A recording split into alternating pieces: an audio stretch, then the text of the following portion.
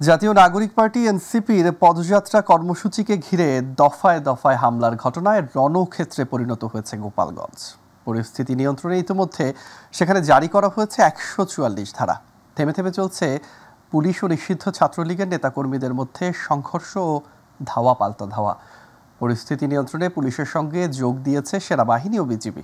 অন্যদিকে হামলার মধ্যেই পুলিশ ও সেনাবাহিনী নিরাপত্তা বেষ্টনীর মধ্য দিয়ে পুলিশ সুপারের কার্যালয়ে আশ্রয় নেন এনসিপির কেন্দ্রীয় নেতারা। পরে সেনাবাহিনী ও পুলিশের সহায়তায় গোপালগঞ্জ ছাড়েন এনসিপি নেতাকর্মীরা।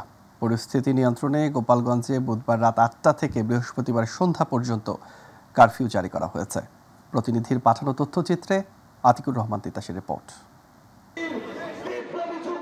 পহেলা জুলাই থেকে দেশ গড়তে জুলাই পদযাত্রা কর্মসূচি পালন করছে জাতীয় নাগরিক পার্টি এনসিপি। এর মধ্যে দেশের বেশ কয়েকটি জেলায় কর্মসূচি পালন করেছে দলটি। মাসব্যাপী কর্মসূচির অংশ হিসেবে আজ গোপালগঞ্জে পদযাত্রা করে দলটি। কর্মসূচি ঘিরে গোপালগঞ্জ সদরে সকালে পুলিশের একটি গাড়িতে আগুন দেওয়া হয়। হামলা করা হয় সদর উপজেলা নির্বাহী কর্মকর্তার গাড়িতেও। দুপুর 2টার কিছু আগে সমাবেশস্থলে হামলা চালায় নিষিদ্ধ ঘোষিত ছাত্রলীগের কর্মীরা। পরে পুলিশ ও সেনাবাহিনী এসে পরিস্থিতি কিছুটা নিয়ন্ত্রণে আনে। এরপরই সমাবেশের স্থলে আসেন এনসিপির নেতৃবৃন্দ। এ সময় গোপালগঞ্জ থেকেই মুজিববাদের কবর রচনা করা হবে বলে ঘোষণা দেন তারা।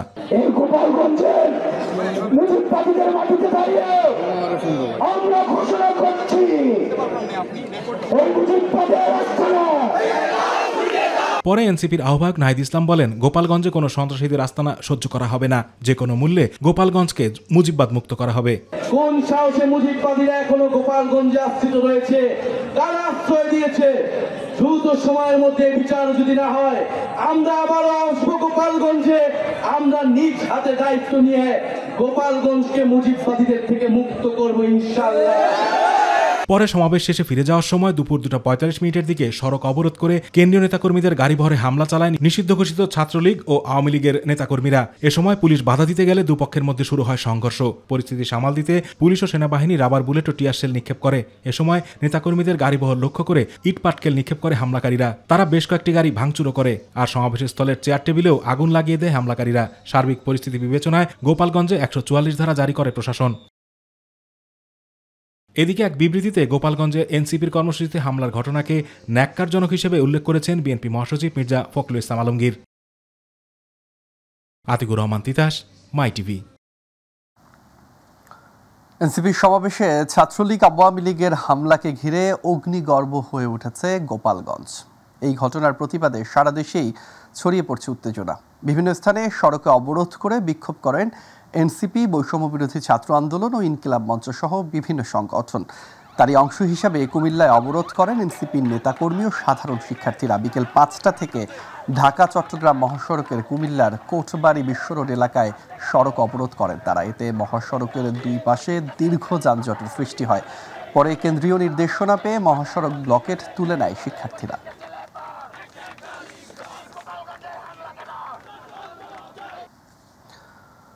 গণঅভ্যুত্থানের 1 বছর পূর্তিতে তরুণদের শান্তিপূর্ণভাবে সমাবেশ করতে বাধা দেয়া তাদের মৌলিক অধিকারের লঙ্ঘন। গোপালগঞ্জে সমাবেশ শেষে ফেরার পথে এনসিপির নেতাদের গাড়িবহরে হামলা ও সহিংসতার ঘটনা অগ্রহণযোগ্য। এই ঘটনায় জড়িতদের দ্রুত চিহ্নিত করে বিচারের মুখোমুখি করা হবে বলে বিবৃতি দিয়েছে অন্তর্বর্তী সরকার। বিবৃতিতে বলা হয়, এই ঘটনায় জড়িতদের দ্রুত চিহ্নিত করা হবে। বিবৃতিতে সেনাবাহিনী এবং পুলিশের তাৎক্ষণিক পদক্ষেপের প্রশংসা করা হয়।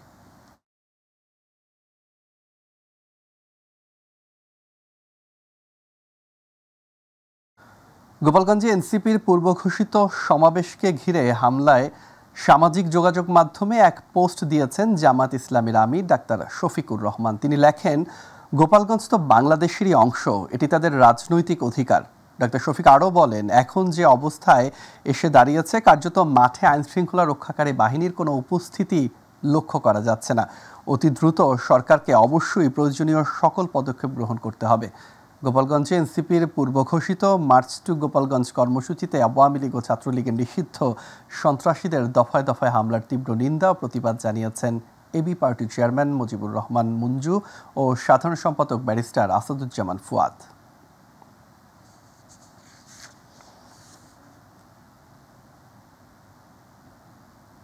এবার রক্তাক্ত জুলাই।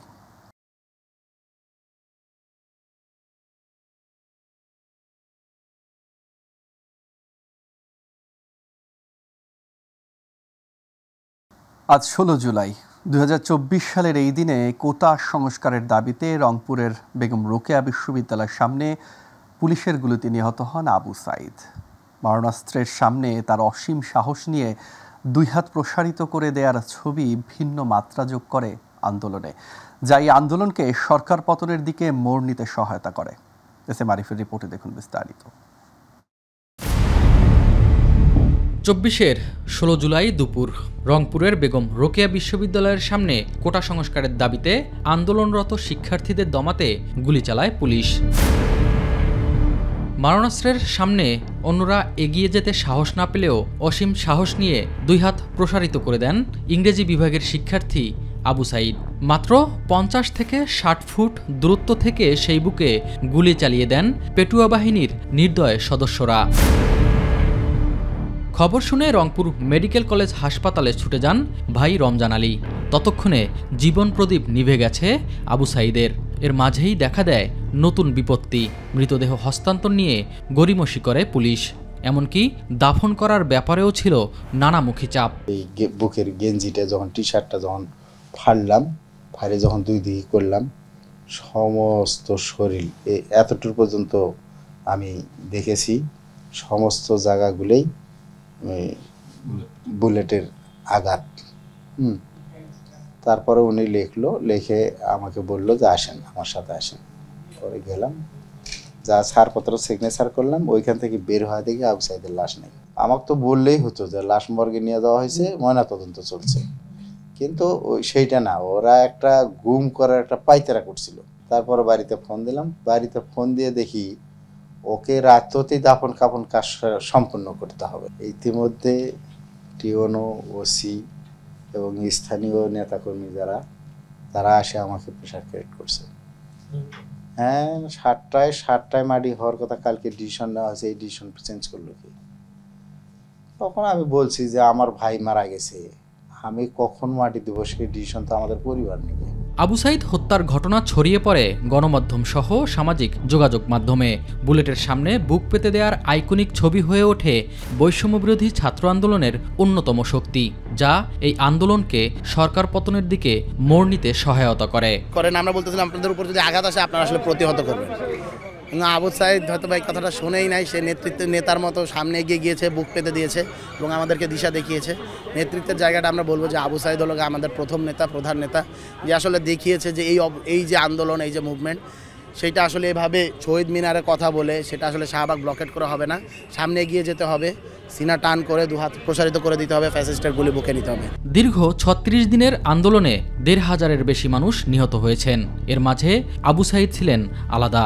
অন্যায়ের বিরুদ্ধে দাঁড়িয়ে মৃত্যুকে আলিঙ্গন করেছেন তিনি। রক্ত দিয়ে লিখেছেন নতুন ইতিহাস। তাই তো কোনো আক্ষেপ নেই, বরং তার এমন অবদানে গর্বিত পরিবার।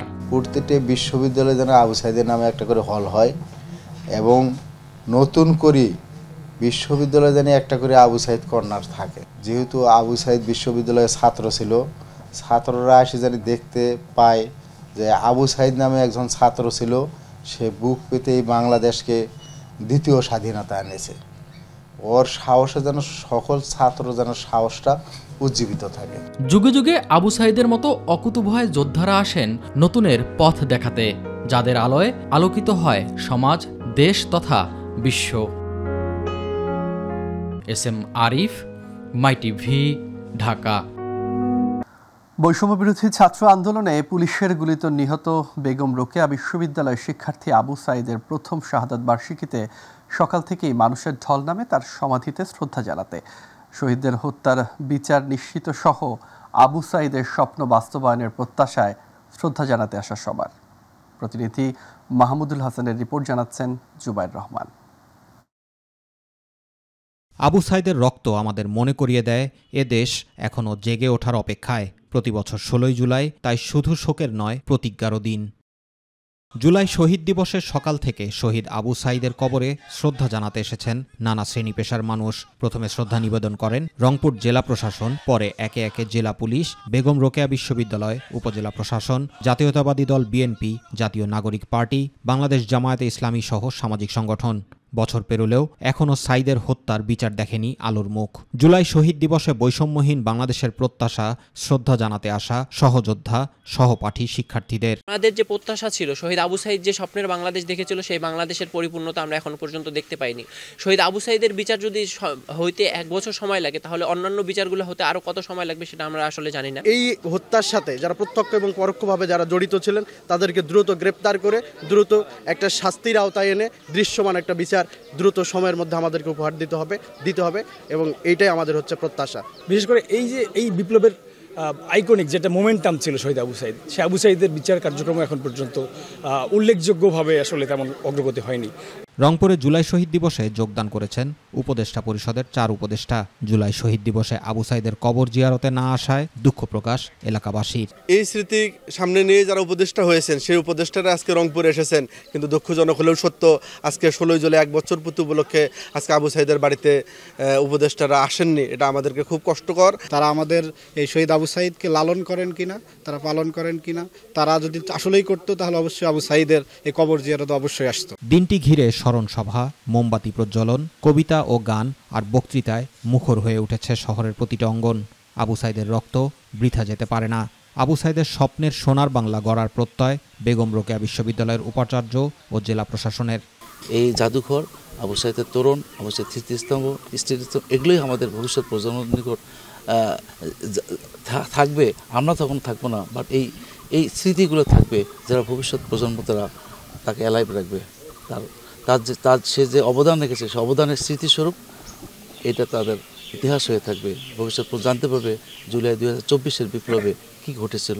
হুসাইন যে বুক চিতিয়ে দাঁড়িয়েছিল, মানে স্বৈরাচারের বিরুদ্ধে, সকল অন্যায়ের বিরুদ্ধে তার যে প্রতিবাদ, সেই প্রতিবাদে তার যে আত্মহুতি, সে আত্মহুতি আমরা মনে রেখেছি ইনশাল্লাহ, এবং আমরা এই জাতি সারা জীবন মনে রাখবে। এবং এই জাতির যে নতুন প্রজন্ম, তাদের কাছে উনি সারা বিশ্বের কাছে শহীদ আবু সাইদ একটি আইকন হিসেবে আছে। জুলাই শহীদদের আত্মত্যাগ যুগ যুগ ধরে মনে রাখবে আগামীর প্রজন্ম, এমনটাই প্রত্যাশা সবার। জুবাইর রহমান, মাই টিভি নিউজ। অন্তর্বর্তী সরকারের সময়েই আবু সাইদ হত্যার বিচার কাজ শেষ করা হবে বলে জানিয়েছেন আইন উপদেষ্টা আসিফ নজরুল। বুধবার রংপুরে জুলাই শহীদ দিবস ও শহীদ আবু সাইদের প্রথম শাহাদাত দিবস উপলক্ষে আয়োজিত অনুষ্ঠানে একথা বলেন তিনি। আসিফ নজরুল বলেন, বিচার কাজ নিশ্চিত করা হচ্ছে। এই বিচার কাজ পূর্ণ গতিতে এগিয়ে চলছে, কারো কোনো গাফিলতি নেই। একই অনুষ্ঠানে পানি সম্পদ উপদেষ্টা রেজওয়ানা হাসান বলেন, বিচার কেবল কাউকে ফাঁসি দেয়া তা নয়, শহীদ আবু সাইদ, মুগ্ধ, ইয়ামিনের বিচার ইতিহাস তৈরি করতে হবে ন্যায় প্রতিষ্ঠার মধ্য দিয়ে। জুলাই শহীদ দিবস উপলক্ষে রংপুরে বেগম রোকেয়া বিশ্ববিদ্যালয় সহ বিভিন্ন সামাজিক, সাংস্কৃতিক ও রাজনৈতিক সংগঠন নানা কর্মসূচি পালন করে। জুলাই হত্যার বিচার, সংস্কার ও বৈষম্যের বিরুদ্ধে লড়াইয়ের দাবি ওঠে শহীদ আবু সাইদের প্রথম শাহাদাত বার্ষিকীর অনুষ্ঠানে। আমি নিশ্চিত, আমার দৃঢ় বিশ্বাস, আমাদের সরকারের শাসন আমলে আপনারা আবু সাইদ হত্যাকাণ্ডের বিচার দেখে যাবেন। এই আন্দোলনে ব্যক্তি স্বার্থ একদমই ছিল না। আবু সাইদ বা ইয়ামিন বা মুগ্ধ ওরা কখনো ভাবেনি যে তারা কোনো সরকারের অংশ হবে। তারা একটা অন্যায্যতার বিরুদ্ধে রাস্তায় দাঁড়িয়েছিল এবং তাদের কোনো ব্যক্তি স্বার্থ ছিল না বলেই তারা ভয়টাকে জয় করতে পেরেছিল। চলতি বছরের ডিসেম্বরের মধ্যে জুলাই আগস্টের মানবতাবিরোধী অপরাধের মামলায় শীর্ষ আসামিদের বিচার কাজ শেষ হবে বলে জানিয়েছেন chief prosecutor advocate Tajul Islam.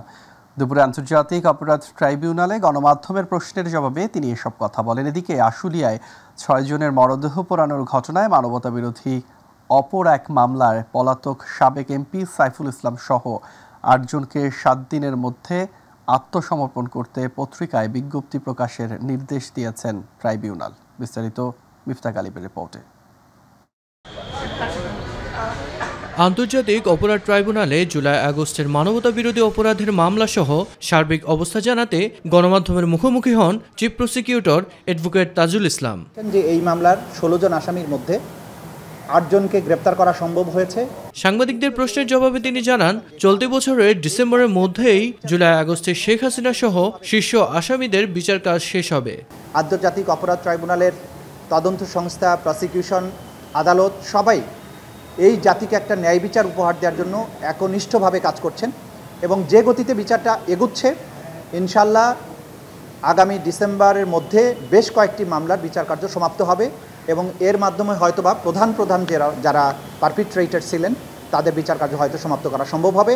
এদিকে জুলাই অভ্যুত্থানে আশুলিয়ায় ৬ জনের মরদেহ পোড়ানোর ঘটনায় মানবতা বিরোধী অপর এক মামলায় পলাতক সাবেক এমপি সাইফুল ইসলাম সহ ৭ জনকে ৭ দিনের মধ্যে আত্মসমর্পণ করতে পত্রিকায় বিজ্ঞপ্তি প্রকাশের নির্দেশ দিয়েছেন আন্তর্জাতিক অপরাধ ট্রাইব্যুনাল ২।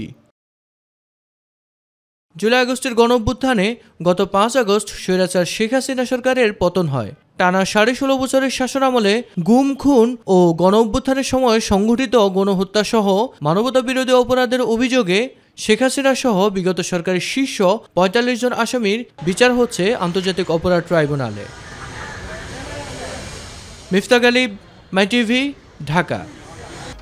যে বৈষম্যহীন সমাজ প্রতিষ্ঠার জন্য ওয়াসিম জীবন দিয়েছেন সেই বৈষম্য এখনও রয়ে গেছে বলে মন্তব্য করেছেন ছাত্রদলের সাধারণ সম্পাদক নাসির উদ্দিন। সকালে কক্সবাজারের পেকুয়ায় শহীদ ওয়াসিম আকরামের কবর জিয়ারত শেষে ছাত্রদলের শীর্ষ এই নেতা এ মন্তব্য করেন। এ সময় ছাত্রদলের সিনিয়র সহ সভাপতি আবু আফসান মোহাম্মদ ইয়াহিয়া সহ নেতাকর্মীরা উপস্থিত ছিলেন। বক্তব্যে ছাত্রদল সম্পাদক বলেন, শুধুমাত্র দলীয় দৃষ্টিকোণ থেকে দেখে রাষ্ট্র ওয়াসিম আকরামের প্রাপ্য মর্যাদা দিতে পারেনি। ভবিষ্যতে জনগণের সরকার ক্ষমতায় আসলে সকল শহীদদের যথাযথ মর্যাদা দেয়া হবে।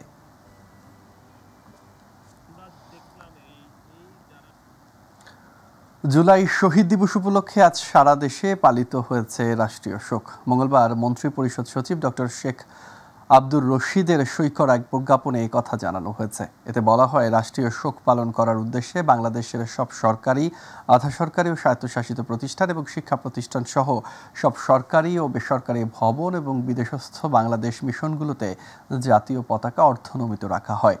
এদিন শহীদদের মাগফিরাতের জন্য বাংলাদেশের সব মসজিদে বিশেষ দোয়া অনুষ্ঠিত হয়।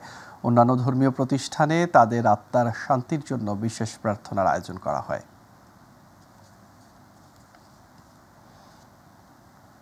এবার অন্যান্য খবর। গণতন্ত্রের মুখোশ পরে নতুন করে কেউ স্বৈরতন্ত্র চালু করতে চাইলে জনগণ তা মেনে নেবে না বলে মন্তব্য করেছেন বিএনপির স্থায়ী কমিটির সদস্য ডক্টর আব্দুল মঈন খান। এদিকে ৭১-এর যারা স্বাধীনতার বিরোধিতা করেছে তারাই নতুন রূপে নির্বাচন ঠেকানোর অপকৌশল করছে বলে মন্তব্য করেছেন বিএনপির ভাইস চেয়ারম্যান শামসুজ্জামান দুদু। রাজধানীতে আলাদা অনুষ্ঠানে তারা এসব কথা বলেন। ইউসুফ আলীর রিপোর্ট। বিএনপির ভারপ্রাপ্ত চেয়ারম্যান তারেক রহমানের বিরুদ্ধে কটূক্তির প্রতিবাদে জাতীয় প্রেস ক্লাবে সমাবেশের আয়োজন করে জাতীয়তাবাদী মুক্তিযোদ্ধা দল। দলের নেতৃত্ব দিচ্ছেন তারেক রহমান, ওই সকল নেতা নেত্রীদের বিরুদ্ধে কথা বলার সাহস আপনাকে কে দিয়েছে? সবাই বিএনপির স্থায়ী কমিটির সদস্য ডক্টর আব্দুল মঈন খান বলেন, নিরপেক্ষ নির্বাচনের মধ্য দিয়ে স্বৈরাচার বিরোধী সংগ্রামের চূড়ান্ত বিজয় ঘটাতে হবে। তারা গণতন্ত্রে বিশ্বাস করে না, তারা অন্য কোনো পন্থায় তারা এই দেশকে পরিচালনা করতে চায়, তাহলে তারা আমাদের পথ আলাদা, তাদের পথ আলাদা।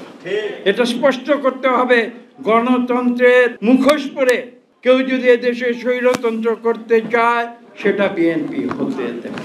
একই দাবিতে জাতীয় প্রেস ক্লাবের সামনে ডক্টরস অ্যাসোসিয়েশন অব বাংলাদেশ ডেবের আয়োজিত বিক্ষোভ সমাবেশে বিএনপির ভাইস চেয়ারম্যান শামসুজ্জামান দুদু বলেন, তারেক রহমান যখনই গণতন্ত্রের কথা বলেন তখনই নতুন ইস্যু দাঁড় করিয়ে একটি মহল নির্বাচন পেছানোর ষড়যন্ত্র করে।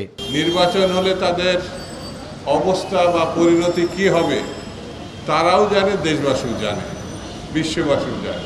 সেই জন্যে নতুন নতুন ঘটনা, নতুন নতুন পরিস্থিতি তৈরি করে পক্ষান্তরে তারা নির্বাচনকে ঠেকাতে চায়। আমার কাছে মনে হয়েছে যারা এক সময় স্বাধীনতার বিরোধিতা করেছে, যারা এক সময় গণতন্ত্রের সপক্ষে কাজ করতে পারে নাই, তারাই এখন আবার নতুন রূপে নতুনভাবে এই নির্বাচনকে ঠেকানোর চেষ্টা করছে। পরে একটি বিক্ষোভ মিছিল বের হয়ে প্রেস ক্লাবের আশেপাশের সড়ক প্রদক্ষিণ করে। ইউসুফ আলী, মাই টিভি, ঢাকা।